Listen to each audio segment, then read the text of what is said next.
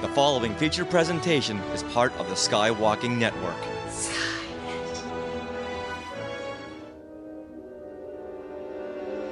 Welcome to Warsologies, the podcast about science and other academic fields of studies seen in Star Wars. I'm one of your co-hosts, Melissa Miller. I am a science writer and a contributor to Star Wars Insider magazine. And I'm your other co-host, James Floyd. I am a freelance writer for StarWars.com and Star Wars Insider print magazine as well. We've got a really special episode for you. It is one of our Star Wars Celebration Europe panels. We were in London in April for Star Wars Celebration Europe. We had a lot of fun, and we put on a couple panels, and we're going to have them available as episodes. This episode is a audio recording of my panel, The Science of Return of the Jedi. That Return of the Jedi is celebrating its 40th anniversary this year, so we decided let's dive into the science of Death Stars and lightsabers and Sarlaccs and Ewoks. Panel visuals for this episode are available on our show notes page, and our YouTube will contain the audio with the PowerPoint slides as well. Enjoy! Hello, Star Wars Celebration! Woo! All right, thank you all for coming today. I know that you had to choose between this and the 40th anniversary of Return of the Jedi, so thank you for being here today. No, we're going to get started. Welcome to the Science of Return of the Jedi. My name is James Floyd. I will be your moderator today. I write for StarWars.com and Star Wars Insider magazine, and I run a podcast called Warsologies, where we talk about different nerdy subjects, academic fields, sciences, different technical fields, from dance to brewing to geology and psychology. And we have some verifiable experts up here in all sorts of subjects, and I'll let them introduce themselves, and we'll start over with Karen. All right. Hello, my name is Karen. My background is in lasers and optics, and I've been doing that for quite a while, and I still work in science and tech consultancy, but not in academic no more, but still a scientist.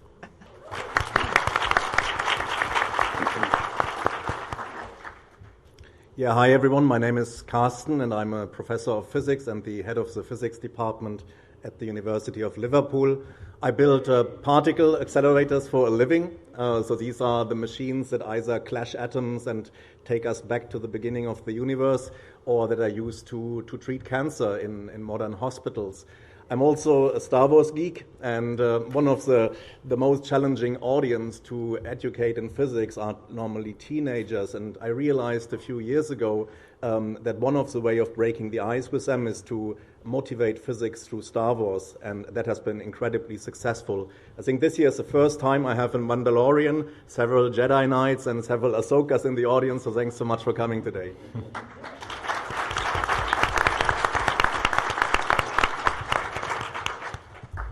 Hello, my name is LeeAnn Allegretto. I'm an atmospheric scientist and a meteorologist by trade.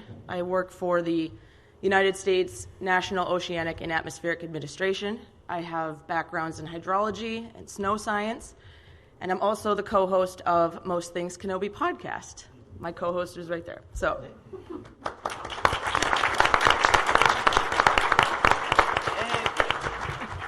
Hi, my name is Manuel Barcia. I am a professor of global history at the University of Leeds. So technically I'm not a scientist, although you could say I'm a social scientist. Yes. So probably not going to be able to keep up with these people, so it goes on me, but I can actually, the research that I do actually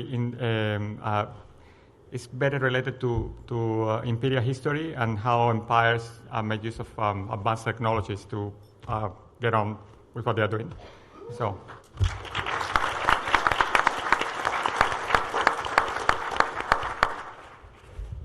Hello, my name is Heda. I'm a researcher in paleontology at University of Durham here in the UK. Woo. So I study very, very deep time fossil record, the Precambrian record, kind of trying to answer questions about the origin of complexity, how we first got from a single cell to multicellularity, and then eventually how life got big and how we got the first animals on Earth.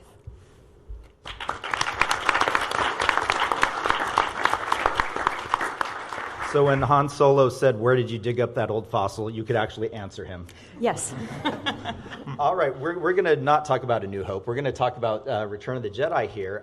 Just starting us off, we're going to talk about Star Wars in general. We've got a lot of single climate worlds that, and here we have Endor and Dagobah and Tatooine. How might a single climate world exist, and how could that come together, and what would life be like on that because of that? Well, I'll answer first. I know Tatooine is a desert planet, but even with an arid climate, there's still humidity in the atmosphere. Even a thin atmosphere can hold some quantity of humidity. And if you think about the water cycle, clouds condense, rain comes down, flows through the geography, evaporates, begins again. And if you look at the surface of Tatooine, there's evidence that there were rivers or oceans or some kind of body of water. And so it lends to evidence that there, at least at one time, was water on the planet. So you could do two schools of thought. It started as an ocean planet, and the atmosphere is so thin that the water itself leached out of the atmosphere, similar to Mars, or that there's an aquifer somewhere beneath the surface. Have you ever noticed that Tatooine's major creatures are all underground? They always come from beneath. It makes me think that there's some kind of aquifer, or the water has somehow been able to be sustained beneath the surface. So I do think if Luke's harvesting moisture from above the surface and there's creatures beneath the surface, water is present somewhere. And there's a couple shots in A New Hope, which we're not talking about, where we see clouds on Tatooine. So we know there's some clouds out there, but how that might affect the life on Tatooine? So life would probably be extremophiles, and these are organisms that are adapted to really, really extreme conditions, and that can be either extreme temperatures or extreme conditions where you don't have enough water and you have to survive on bare minimum of moisture. And maybe you're getting your moisture either from the ground or from the dew that would then settle down, maybe after the binary suns set down.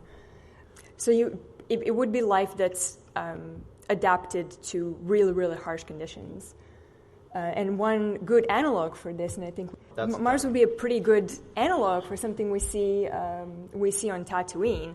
It is a planet that has a lot of rivers, so you can see the big kind of gap in the middle of the planet called Valles Marineris. It's a river valley. We know from some of the evidence in the rocks that Mars had water on the surface about 3.2 billion years ago, so a very long time ago, but it lost its water and a lot of its atmosphere, probably due to the kind of runaway greenhouse effect. But maybe there is still a little bit of briny water, and Curiosity the rover was finding something pretty similar. So there could still be water, just not as much on Tatooine. Yeah, and speaking of life forms, we get a lot of imports. We got rancors. How do you think those might come together or work or be rancors? Do we know that rancors actually come from Tatooine? No, they don't. They don't. They're from Dathomir. Dathomir. Yeah. So, but Jabba got one. But I don't know how might a creature like that evolve on its own planet? So with Rancor itself, it has this really powerful jaws. And in Return of the Jedi, when Luke comes and pushes that giant bone in its to try and defend himself, and the Rancor just snaps it, that is incredible. That is incredible jaw power. And one of the good examples, I think, that we know from the fossil record would be T-Rex, which had an incredible. Somebody tried to measure the force that's necessary, and T-Rex would break bones very easily.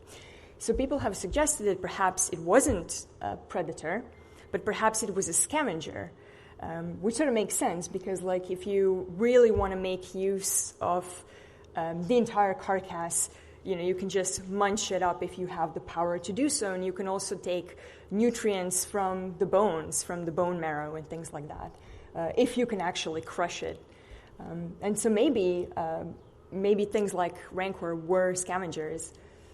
I think on Dathomir they were domesticated in one of the books, right? The But witches would ride them, and I know it'd be kind of scary to ride something that big and with teeth that big and claws that big. But if anyone's going to rock it, the witches will. All right, and then we got Jabba here. He's kind kind of gross, but no, I love Jabba. He's great. He's a Hutt. He's from Nal Hutta. But how do you think his biology might work? Like, does he have bones? What do you think? Apparently, canonically, yes. Canonically, Hutts do have an internal skeleton, which I found really strange when I read that at some point. And it was in one of Expanded Universe books. But they're very similar to slugs, right? And a slug or a worm is a very, very common shape that life produces. There are a lot of very unrelated things in the tree of life that have that kind of worm shape, slug shape. So it's something that's very, very easy to evolve. And even in vertebrates, so things with a backbone, there are these amphibians called caecilians. So they still have their spine. They've lost a lot of the limbs, but they're still very, very sluggish, and their ecology is fairly similar to an earthworm. So they love very humid environments, and Nal Hutta is probably very humid. So it's really ironic that he lives in Tatooine. He needs to moisturize a lot. And then we've got the Sarlacc, and this one is probably the most extreme form of alien that we see in Return of the Jedi. It lives in the ground. What do you think? So you've talked about water being present inside. So maybe it does that for access to moisture, to water that's necessary to sustain life. So it has like its own root system, like a plant, maybe. That's probably. But what's really fascinating about Sarlacc, its anatomy, it has a lot of teeth, it has a lot of tentacles, and there are a lot of worm-type organisms nowadays that live in sand, that dig burrows, usually in sand under the sea or in aquatic environments. And they mainly do it for protection. So they would protect themselves from a lot of different predators or things that are maybe trying to dig them out. So it's very useful if you can dig in. I'm not really sure what a predator would be, right? I think that there is an interesting thing about the Sarlacc. Once you fall in it, it takes 1,000 years to eat or digest you or so. There is a very slow process of digestion there. Yeah, it seems like in order to keep you alive, it would be expending its own nutrients into you to then consume you. That doesn't seem like a good conservation of energy. Also, it's pretty huge. Some very huge things tend to live a little bit long. So there are some sharks that live over 500 years, like the Icelandic shark. Probably it wouldn't digest you for 1,000 years. But things that can really slow their metabolism can live a lot longer. So that really makes sense that if it does have that slow metabolism, it needs something that's going to sustain it for a very long time. So maybe tasty things like Boba Fett are really, really good to sustain you. I don't know how it can digest Beskar. What do you think? Karen, I don't know, did you work on materials or? Whoa. So, I guess it's possible. I mean, he did spit him out and the armor out in the end, so maybe he couldn't digest it at all. But I imagine there might be a preservative in that stomach acid to keep it essentially salts the body that preserves it for the 1,000 years, so you got that slow release of nutrients. And I could see that maybe not Beskar again, but other metals it could slowly acidify and break that down for him, and maybe that's how it gets its vitamins. Yeah, that when you think about the life cycle of plastic, we think it's permanent more or less, but on the scale of a Sarlacc, maybe plastic eventually breaks down. And And do you want to tell us about the real life Sarlacc? Right. Yeah. So a lot of these worms that burrow into the sediment, they're called preapulid worms, and they can reach out. So they would bury themselves in this sort of vertical type burrow, and they could reach out and just grab things. So they are predators, but they also do want to protect themselves from other predators.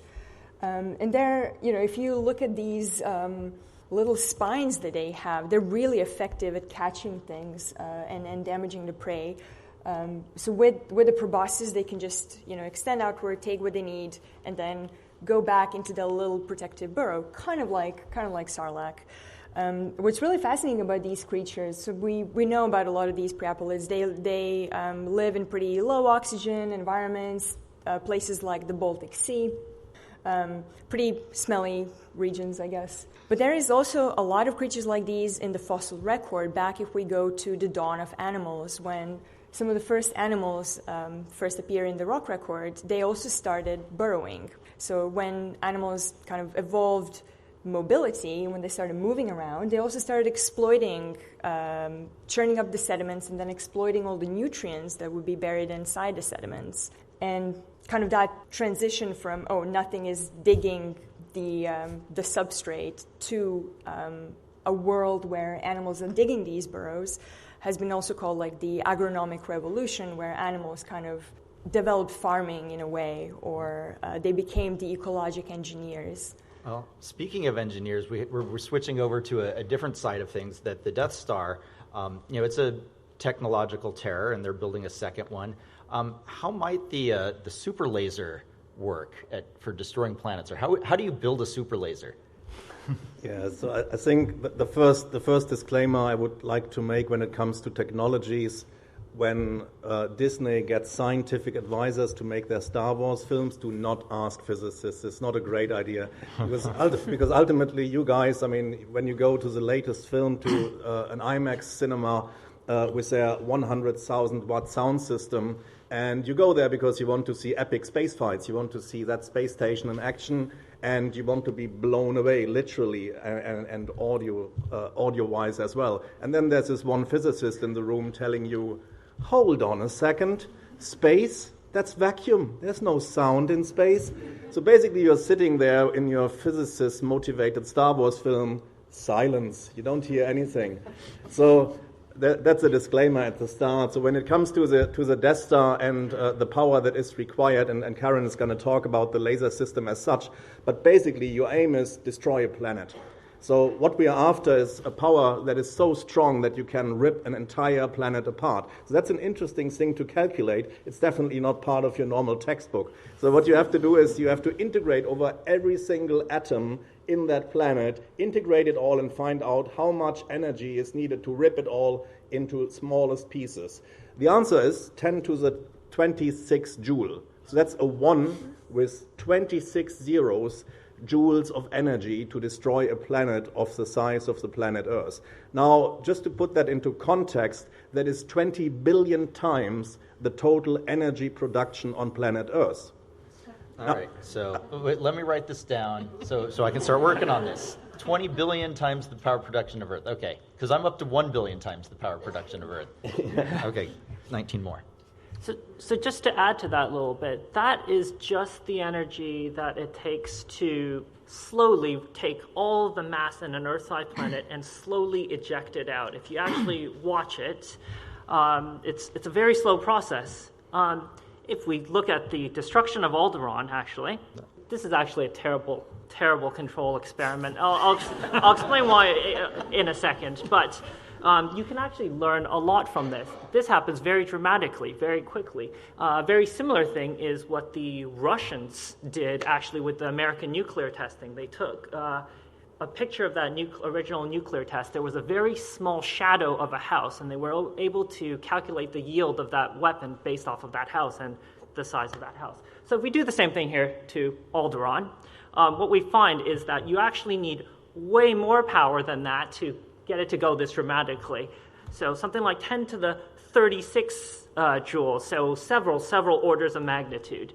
To put that into a perspective, if we take the age of the universe, we would need about 2 million trillion times the current age of the universe to produce the energy needed given the current global output. Wow. Right? If we take the power of the sun, or our sun, and there are more powerful stars out there, but even that, it would take 244 years to take all that energy and to blow up Alderaan. And another thought I had is it simpler to just ram a moon or something into it? No, a lot cheaper. You can't. The Death Moon doesn't sound as cool as Death Star. It doesn't sound as cool. But even then, you would need to accelerate a small moon to the speed of light, which presumably they can do in Star Wars. to create the same effect. The size would be around Miranda, which is one of the smallest moons of Uranus, so somewhere between the size of our moon and Ceres, which is one of the larger asteroids in the asteroid belt. All right, why is this a bad control experiment? Physicists love doing simulations and tests on spherical things in vacuum. So by that argument, it's not bad, right? But everything in space is more or less a spherical object in vacuum. If you wanted to test this properly, they had their single reactor tests in Rogue One. Mm-hmm. Why not have second, 2-reactor, 3-reactor tests? You want to take some measurements along the way. Is this too much power? Were they actually too close? And the ejected stuff would have hit the Death Star and damaged it. They didn't know that.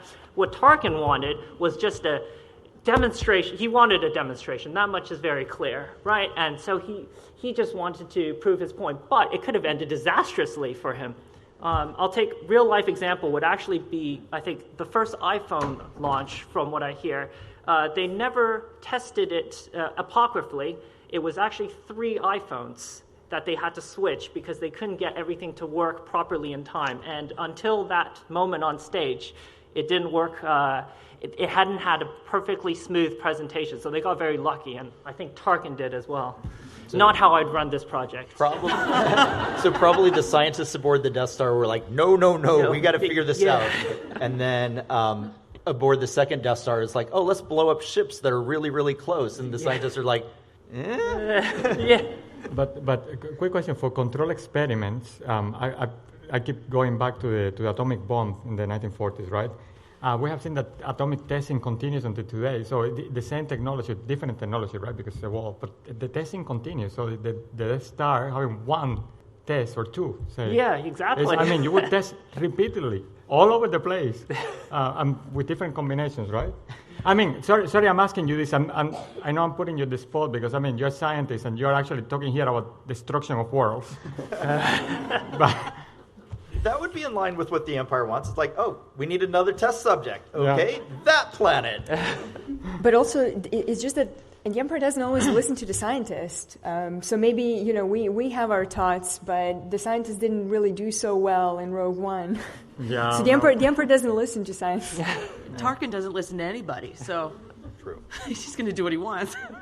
Well, I guess it's also interesting to look into what do they actually come up with as a power source to power that Death Star, and they use a hypermatter reactor, which is the energy source. Now that sounds maybe completely crazy, but maybe doesn't mean it is impossible. And in fact, we have only really produced on Earth antimatter for the first time, antimatter particles, in 1995. So that's less than 30 years ago. And what we do know today is that 95% of our universe, we have no idea what's going on. So we need the next generation, the young people in the audience of today who really come up with breakthrough ideas to take us forward. So who is to say that hypermatter reactors do not exist one day? All right. This is the best segue ever to talk about Endor now. See how I segued there? It was great. But can you really have a moon that sustains life? What do you guys think? I think so. Yeah, I think there are examples that astrobiologists, and that is scientists who are trying to study habitable conditions elsewhere, not just on Earth. So there are different analogs, even in our solar system, that they're looking as sort of potential life-carrying planetary bodies. Europa is one of the moons of Jupiter, which is covered in ice, and it's hypothesized that it has an ocean underneath that ice. And it's still sort of unclear whether that would be tens of kilometers or hundreds of kilometers ice thickness. But if there is liquid water, then why not? It would probably be very easy to have very simple bacterial life. Forests are different. Forests are kind of more complicated ecosystems, and there's also oxygen. So how do you think there's oxygen in the atmosphere of the moon? Endor is very similar to planet Earth. And Endor is one of at least a dozen, I believe, moons of... So this is the forest moon of Endor, and then there's Endor, the actual main Big Daddy. But we also see evidence of life on other moons within the Star Wars galaxy, Orto Plutonia, and then Pantora. And Yavin 4. Yes. So if you look at the atmosphere of Endor, there's way more weather, there's way more atmospheric mixing. Forests require a lot of moisture, and I believe that there's mostly evergreens that we see as opposed to deciduous, so they can live through seasons. I would assume that there are some seasons. From the research I've done on Endor, it doesn't seem to be a solo, single biome planet. There's got to be at least some bodies of water, obviously more than Tatooine, but their atmosphere would be able to sustain a mixing, which would cause winds, cause erosion, and decaying of I have a question, but evergreens and such things. There's more going on in Endor. There's more going on. In fact, I guess I have a question. How would these communities on Endor, like Ewoks, how would they deal with radiation that's maybe coming in from the planet itself? Because Endor is a gas giant? And currently there's a lot of radiation coming in from Jupiter to its moons. And so people have hypothesized, maybe, having different research stations or bases on one of the moons of Jupiter would be really, really challenging because it's really difficult to protect yourself from that. So. Well, if you're worried about radiation, then ask what kind of radiation is going to hit them when the Death Star explodes just outside of the planet. They are all looking there, looking at their doom, because the whole planet is going to burn down the moment that the Death Star explodes. Correct. But, the Earth is shielded by its magnetosphere for protecting us from radiation, so maybe they have something similar on the Forest Moon, having a magnetosphere and an atmosphere kind of protects them from... or maybe not, and they're horribly mutated beings. Well, if they don't have an onslaught from projectiles, let's say that it comes in a little bit slower, it is somewhat bouncing back, it's protected a little bit by something similar to Earth. There's still going to be pieces that make it into the atmosphere. Those pieces should burn up. In that regard, you would have leftover, right? And that would be then emitted into the atmosphere. If it's a closed atmosphere where there's different layers of the atmosphere, it would then be caught and turn into kind of a dimness, the radiative leftover, if you will. And if that's the case and more keeps coming, it's going to cause a cooling effect because it's essentially a blanket, not necessarily a cloud, but a cloud of dust that's spreading out across the planet, cooling everything. It drops the surface temperature of the planet, and thus then we start to see the trees, the animal life, the plant life, and the Ewoks. Bad news for the Ewoks. It's like the asteroid that killed the dinosaurs. Correct. It creates a nuclear winter that lasts for thousands of years. Correct, yeah. Which could have been even worse, kind of long-term leading up to the extinction. So I don't know if the rebels saved Ewoks, unfortunately. Well, we know that most of the pieces of the Death Star ended up on a different moon of Endor and Kefbir, so maybe the rebels were just like, redirect. Which is good for the Ewoks, because Ewoks are really, really cool. Who likes Ewoks here? Okay, see? There we go. You guys all hesitated for a moment, and they were like, no, I'm going to own this, and then everybody did. So that's awesome. I love Ewoks. Tell us more about Ewok Society. What do you think, Manuel?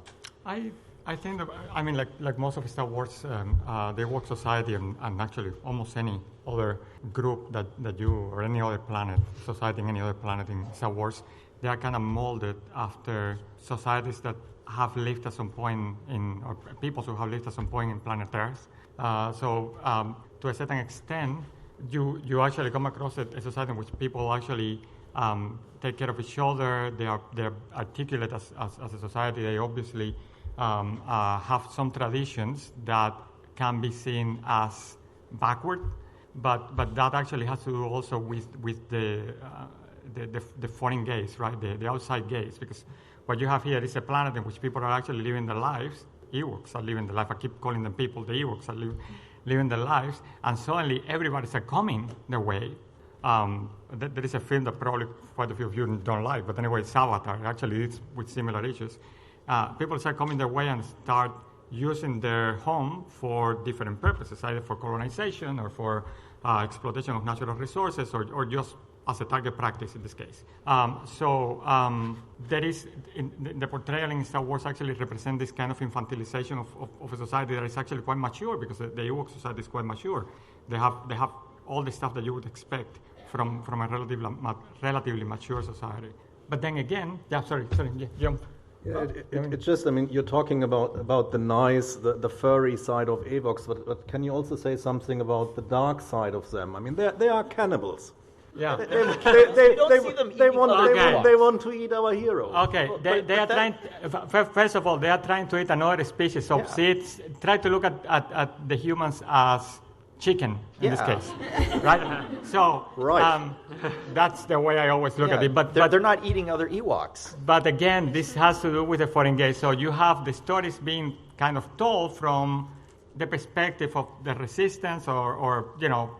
And if you look at the history of humankind, and this is something very recently, 100 years ago, you're gonna find in books and in articles and newspapers people from Africa or the Americas or Asia being described as cannibals. In fact, the word cannibal comes from Caribbean, from Carib, who were cannibals, by the way. But in the 1820s, for instance, there are still several Europeans, including many British, who are going to Africa and referring to certain societies in Africa as cannibals. There is a Nyam Nyam in Central Africa. They are called like that in the literature. And the funny thing is that even before that happens, you have one British social scientist, James Stephenson, who writes a book in which he goes over every single piece of evidence that claims that there is cannibalism in Africa. So this is from the time of the first encounters with Africa in medieval times until 1820. And he never managed to find a single demonstrable case of African cannibalism. No one. It's 1820. I'm not saying that there wasn't cannibalism, but at the time he cannot find it. So it was not as widespread as you would think. And the point here, the point that I'm trying to make is that when you come into contact with a society that you think is more backward, it's very easy to pigeonhole them with epithets and with characterizations that probably do not reflect the actual society and the depth and the beauty and the spirituality of the society and the technological advancement as well. Yeah, that 3PO calls them primitives, but I mean, when you think about it, when did humans develop flight? That the Ewoks figured out how to make hang gliders, and they don't even have metal. That they're doing really, really well for not having metal accessible to them, and they're building catapults, and building giant houses on the side of trees. Have humans really done that yet? Not so much. So I don't know. What do you think it says about their technology level? I think again that it has to do with the point of view that you take when you examine them, right? And again, it could be because they don't have metal that they become an easy target for other people from the galaxy. Because again, this is the history of planet Earth. In the past 200 years, societies who have more advanced technologies, they tend to pretty much bully societies who don't have the same kind of technology. And you actually get very sophisticated kind of justifications for why it makes sense to go take your gunships and attack some society in order to civilize them, right? So it's in the case of the Ewoks, it's very similar again to many societies we have across the world even today, in which very often they are referred to as, savages or backward, etc., because it's an easy way of characterizing, again, a society that has made on their own time as well, their own steps. And again, if you look at the history of planet of Earth civilization, we have 6,000 years of civilization. So it's a really, really well. You know probably all this better than I do. In the history of planet Earth, forget about the history of the universe. It's like a tiny speck. Even the history of humankind is a tiny speck of that history. And in the history, we have developed at different pace, right? In different parts of the planet. That doesn't mean that we are better than the other ones. Mm-hmm. And there was cannibalism in Europe coming back to this, for medical purposes until the 1850s, right? Medical purposes. That's creepy. I don't know, what do you guys think about the physics that Ewok technology has? That how much do you think they understand and have figured out? Well, they clearly have catapults and the like, so I guess some understanding similar to, the ancient Romans. What I'm actually impressed by is that catapult worked on the ATST there. I mean, that's like a Roman catapult taking out a Challenger tank in the equivalent day. And I do wonder if maybe that's partly due to the fact that there is a bit of a clash in that technology, right? With the ATST and the Imperials and so on, the main thing they want to defend against is very strong blaster bolts. The materials that they would have used would have been designed to maybe ablate off in certain ways so that, have certain sacrificial layers that come off or even reflected a little bit, absorb some of the heat and thermal energy. So potentially very effective against blasters. And we see that. It's very effective when the rebels are shooting at it. It doesn't do much. But potentially they weren't expecting someone to chug giant stones or logs into the size of the thing. That would be equivalent of crashing a starfighter, which turns out is a much more effective but sacrificial method if it were a starfighter in taking out the walkers. Yeah, when you think about it, those logs coming in, that was really well timed on their part of it's in the right place. We got to, cut the things just at the right time to hit it. And they did on Mythbusters, to prove that, yes, you could use the logs like that and crush an ATST. So, clearly the Ewoks figured this out, and they had that trap ready, or they built it in one night. A lot of their stuff, they had ready to go when it was time to fight. So I think it's a testament to the spirit. I mean, even in science, we talk about the human factor. You have to examine the human factor in error, in verification, in how we proceed forward with things. But the Ewok factor is they had this strange species come in. There's all this galactic action going on, all these strange machines invading their space, and they pulled together with this strange species to defeat them. And I think it's really incredible that not just from a scientific or, do they have metal, do they not have metal, it's really a testament that when people come together and pull resources together, whatever those resources are, you can make really great things. But there is also ingenuity behind it, right? Because what you have to say, let's face it, walkers are not the most sophisticated piece of technology in Star Wars, right? There are obvious weaknesses, right? Yes. So you can imagine the Ewoks sitting around the fire and saying, maybe these tall guys, if we hit them here, they will fall over. It kind of makes sense that they are actually capable of identifying the weakness of the enemy, right? And to come up with a solution to hit them where it hurts, right? It's kind of sad that it would have to do that because it doesn't seem like in Star Wars there is, I'm going to say, prime directive, but also in anthropology, one of the general rules is that you should try not to interfere with some. This doesn't. No, this no. The Empire doesn't do that. If you have things that are flying overhead, especially as they're building Death Star 2, then clearly they must have seen something. They must have had some stories about these strange space things happening. How do you think that would have influenced the society?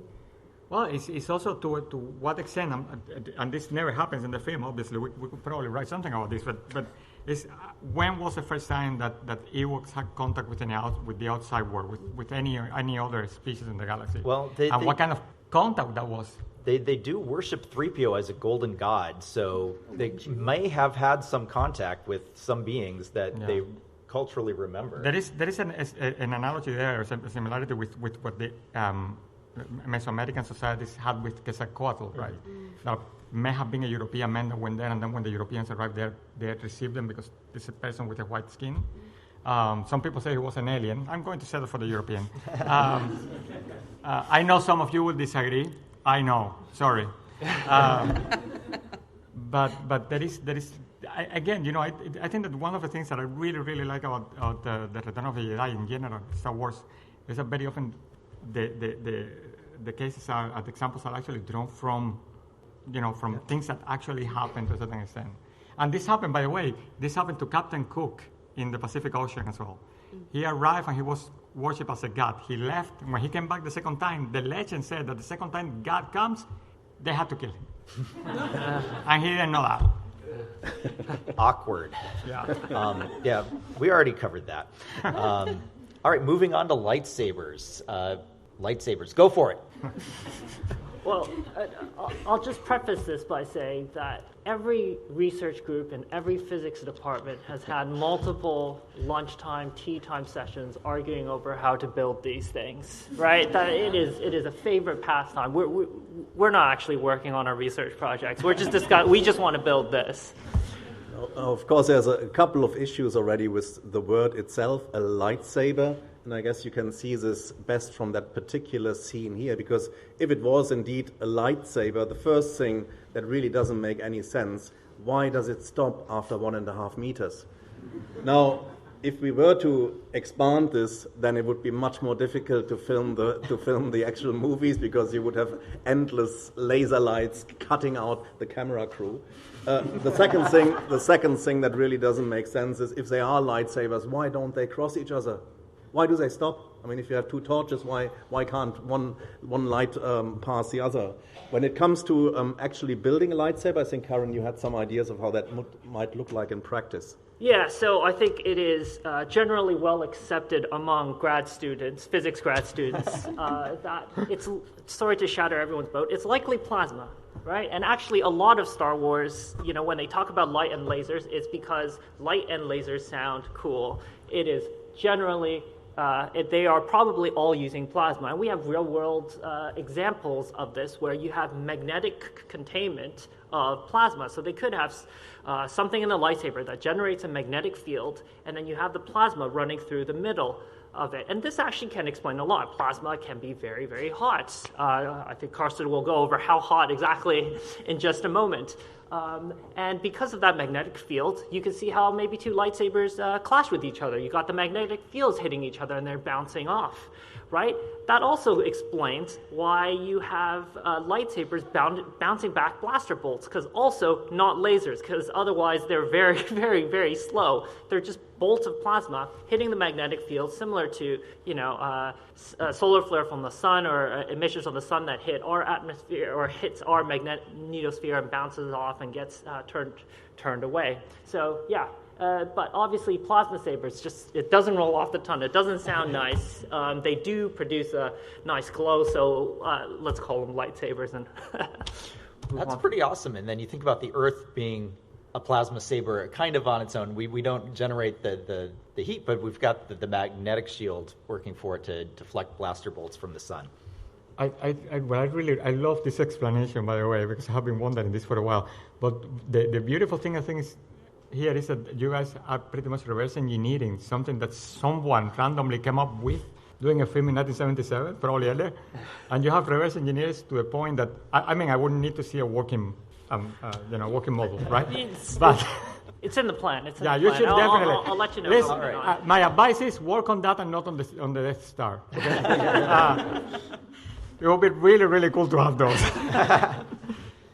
Yeah, speaking about reverse engineering, this is not from the Return of the Jedi, but from the Phantom Menace. But what Qui-Gon Jinn does here tells us a lot about how much power you need actually in a lightsaber, how much power comes from the Force. Because what he's doing here, he is cutting through a blaster door, a metal door, and he is cutting a large hole so that they can go through that blast door. Now, the way that we can look at this is by looking at the heat signature created by the metal that is melting. On the left-hand side, you see a plot from a so-called black body radiator. And what it shows on the x-axis is the wavelengths of the light, so basically the color of your light. And if you just pick the color of that blast door, it tells you basically the temperature at the peak of that curve. So if you look at that just at the right-hand side on what Qui-Gon Jinn is doing, and then the left-hand side, you just pick the color, you'll find that it's roughly around 4,500 Kelvin. So I put together a couple of equations here, which is what physicists are doing, sorry for that. But basically, we have a temperature of between somewhere 3,000 and 5,000 Kelvin. The volume that we are trying to melt is basically a 2-meter line around the blast door with roughly 5 centimeters in thickness. So that gives you about 0.1 cubic meter of molten metal altogether. Assuming that that door is 1 meter thick and a typical density of steel of 7,500 kilograms per cubic meter, you end up with an energy that's needed of 1.7 gigajoules. If you convert that into the power that is required to drive that lightsaber, you end up with roughly 200 megawatts. So a typical nuclear power plant creates just 1 gigawatt. So that's 20% of a nuclear power plant just in the hand of the Jedi. And you thought there wouldn't be equations at Star Wars Celebration. Yeah, so there we go. 20% of a nuclear power plant in Qui-Gon's hand. That probably works really well as the plasma saber thing then, because you're generating that big magnetic field. Yeah, and probably why the Jedi and the Sith don't want just anyone walking around with these things. Very true. Although you notice that there's a couple times in the trilogy, in the original trilogy, where they do hit things with sabers and it bounces off. Like there's a couple times when Luke is striking at Vader, and he hits the railing once and it cuts through, but he hits the railing before that and it doesn't cut through. It just kind of bounces off. And when he hits Vader in the shoulder in Empire Strikes Back, it glances. I mean, maybe do we have Beskar? It makes sense for Vader to have like Beskar in his shoulder pads. Yeah, and it's possible that we have magnetic material, so there are obviously objects that have a natural magnetic field, and that would potentially be the detriment to these. You can also create magnetic fields by having a current run through it as well. And so even on the same object, if somehow it was now maybe there was a power cable whipping about, and you got power running through the cable all of a sudden, that could create a magnetic field and bounce things off. Wait, that could explain why the Emperor has handrails, because they're magnetized, but everywhere else on the Death Star, no handrails because they're just too cheap to run the power through. Yeah, health and safety, the Empire aren't big on that. Yeah, the Empire really is big on this kind of stuff. You want to tell us more about what it says, Imperial Tech? Well, again, it's all drawn from reality. You can see that the Empire invests a significant part of the GDP into military technologies. They bring the best scientists that money can buy, and the ones that the money cannot buy, they bring them anyway. You can actually find parallels with this with again all the race to have an atomic bomb in the early part of the 20th century with scientists like Oppenheimer or Einstein, that they actually had to run from one empire to another, and still they continue to build. To work on military technologies, right? But this is a very long history, and Star Wars is pretty much at times it feels like almost a reflection of reality, right?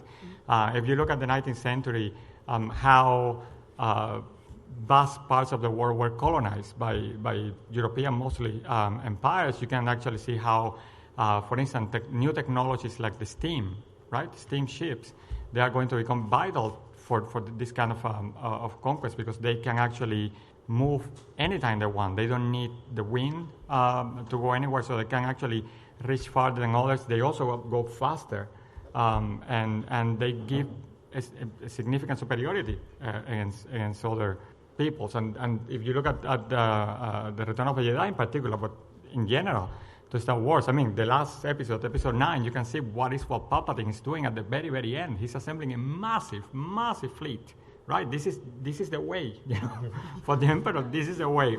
Smashing everybody. You have to question his sanity, of course, and I know that all of you have, because if you assemble a fleet like that, you're pretty much going to end up killing everybody, and there is not going to be anybody to rule over. But we know that there are crazy people out there that come to that conclusion before in our history as well. So you can actually see the parallels. And there is one point that actually kind of made before that I think is worth mentioning again, is that the military technology, superiority in military technology, very often is equated by those who have the technology to having a superior civilization. And that is used as an excuse, as a right to do whatever they want with other people, right? And this is not always the case, but it has happened repeatedly. And I think that the sample that we get throughout the Star Wars, and this starts with, this is not chronological, you can start with episode 1 going through the Clone Wars and the Bad Batch, and you get to Rogue One, and ever since, you always see how military technology plays a central role, superiority plays a central role in everything. That is, basically the resistance is fighting almost a losing war. The only reason they get lucky again is because there is a scientist who is a renegade and actually gives them a clue, tell them, hey, you know what, there is one single way, and it's not easy, by the way. Don't think you're going to get it very easily, that you can actually break through here. But the other scientists like Hemlock or Krennic, they go for it as well. They get swayed by power and by what they can do, because very often you have some of them that what they are actually doing is research. Sorry, I know I'm surrounded by scientists here, a little bit scary about what I'm going to say now, but scientists have been swayed by these kind of things, and they have actually built technologies that actually kill people. And guns are an example. Many guns, I would say probably since the 17th, 18th century, new technologies that usually carry the names of their creators, Remington, Mauser, and you can see Makarov. Sorry, I get carried out. I think it's important just to say that we all need education in humanities as well. Like, you can't have just STEM without the other, without ethics and things like that. So it's a combination of all of these things, not to make these mistakes from the past. But a point in, I should be defending the humanities here, by the way. But a point in question is that there are terrible people in the humanities as well. Okay, make no mistakes. Make no mistakes. Well, we have quite a bunch of dictators in the past 100 years who were historians like I am. So I should be making the other point though. Should we worry about you? We are just ideologists. LeeAnn, maybe we can move over a little. Okay. No. Then we're on the flip side of that. We have the rebel technology. They're different. They're using a lot of hand-me-down stuff. Kind of older tech, but they're using it to fight a war that you said that they should be losing, but they're still coming out on top. What does that say kind of about them and what kind of technology they're into? It's ingenuity. You are dealt a hand and you make the best out, the best you can about it. In the panel, our resistance probably will talk about this long because we don't have a lot of time, but in reality is you have, and the scientists probably will back me up here, you have access to wood, you have access to rocks, you make what you can from there. And you try, but also with the rebels, and the resistance, they are constantly, and you will know this, constantly stealing weapons of one kind or another from the empire. That's pretty much the first play in the playbook. Let's steal. Yeah. Speaking of stealing, we have crime lords. That what do you think when you have a planet run basically by a gangster? How do you think that plays out? Are there examples of that in real world? Where you have countries basically run by criminals? Let me think. Wow, I guess I just set you up there. There are. I'm just going to say one thing though. There are crime lords that identify themselves with being crime lords, and and there are a lot of crime lords that pretend to be. I'm going to quote the emperor. I love democracy. So. All right, we won't touch that anymore. Other things you should not touch. Force lightning. Do you guys have any thoughts on how that might work? Well, it's probably the one demonstration experiment that you guys all have tried at school, the Thundergraph generator, which makes your hair stand up and where you can send small lightnings to your classmates. I guess you all have enjoyed that. And just think of making it a bit bigger by using not the electric force, but some other magic force that we haven't discovered yet. So I think that's something which I could definitely see possible. Yeah, if we want to go for a crazier science take, this could be lasers. This one could be lasers. If he had a whole bunch of very high-powered lasers on his fingers, what you can do with them is create channels, ionized channels that shoots out from your fingers, and the lasers create those using very high-powered femto, ultra-fast laser systems. And those channels basically create an ion path to wherever the endpoint is. And there are examples of this where you can have lightning follow those paths down. Just to talk briefly about femtosecond lasers, because I love femtosecond lasers. They are very fast. They are very, very short pulses of light that has tremendous amounts of energy, and that's what makes them so interesting and so powerful. We know a nanosecond is very fast, right? It's about it's a billionth of a second. A femtosecond is a millionth of a nanosecond, so way shorter. And what you can get with that is, in that very small period of time, put in a lot of energy. So the analogy I like to have is if you're outside walking for 2 hours and it's just drizzling a bit, That's a bit uncomfortable, right?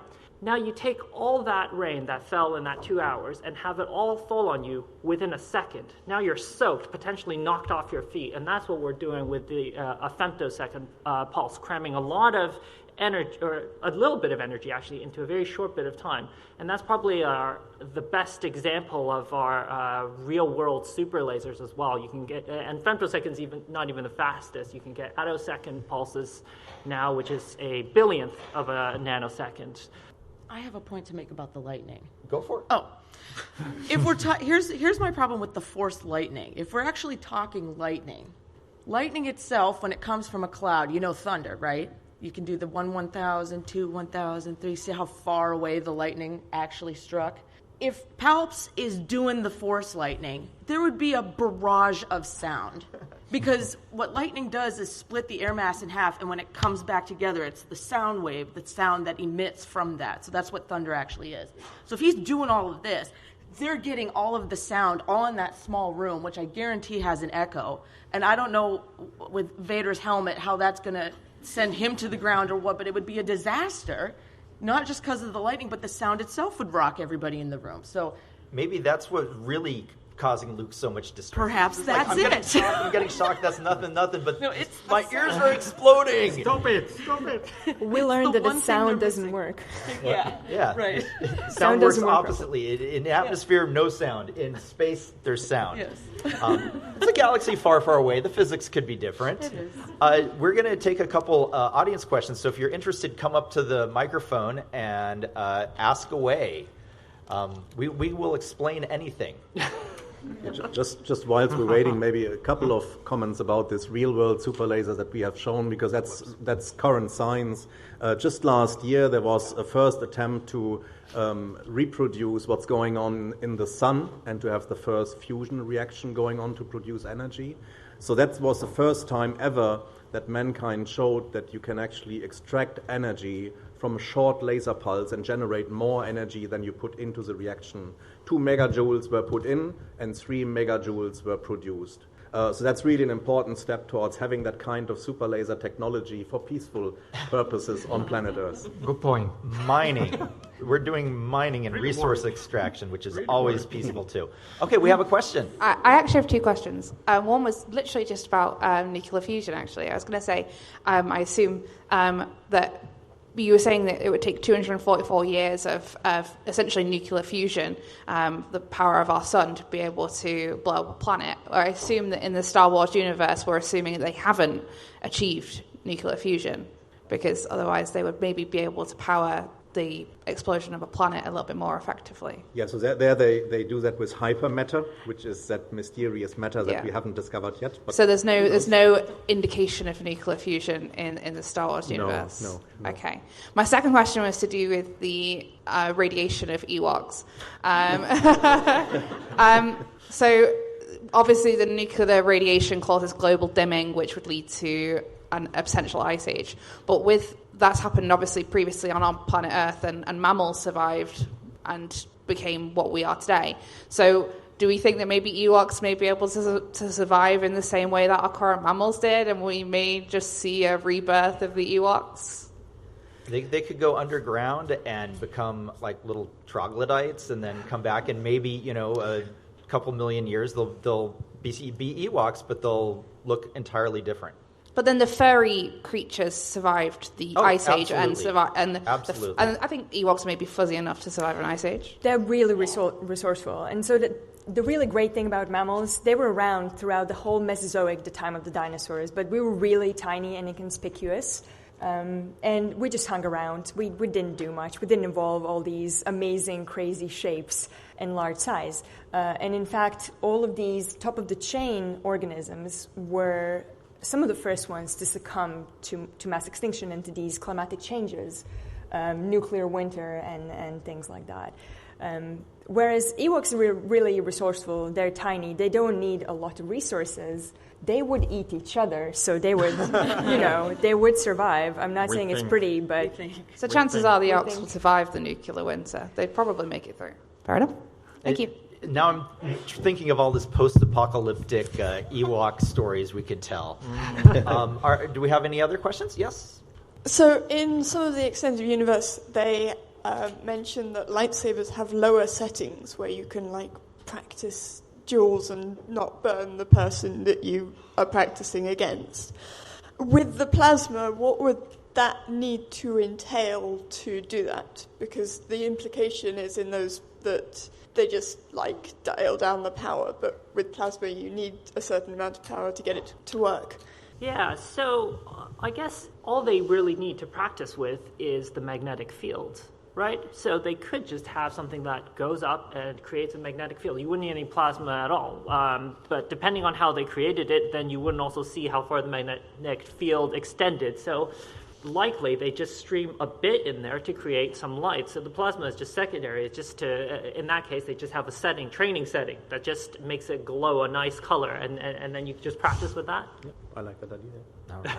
We got one and two more questions, and then we'll wrap up really quick. This will be brief, but it's the question actually we all came here to have answered, please. Parsec, distance or time? That is a New Hope question and a Solo question. So if you saw Solo, you know the answer to that. This one's for Manuel. Obviously in Return of the Jedi, there's no more clones. They've been phased out. Palpatine essentially used the clones to establish his empire, and then he phased them out for the stormtroopers. I'm wondering, is there any parallels in history or examples of history of that practice? Let me think. I need a moment. No, again, yes, there are plenty of them, and I don't want to stride into politics really, although I already did. So, whatever. You can see this with for instance, in World War II, the British Empire used the Gurkhas to fight against the Nazis, right, against fascism.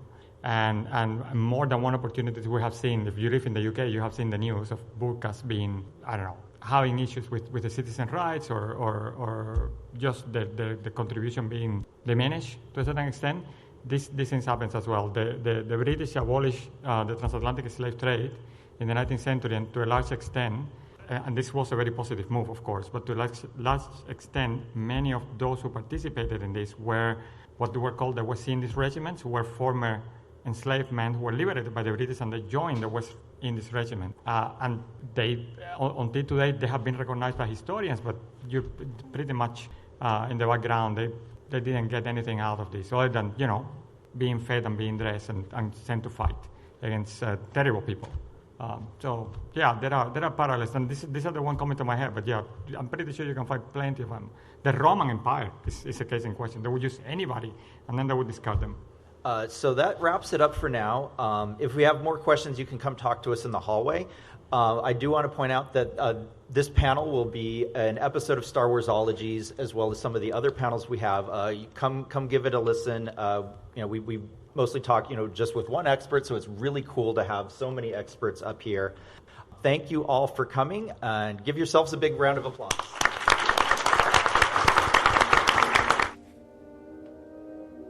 That wraps up this episode of Star Warsologies. I'm so glad you all got to hear James's great panel. We want to thank all the amazing panelists who joined us in London. We had such a great time there, and we want to thank all of you for listening.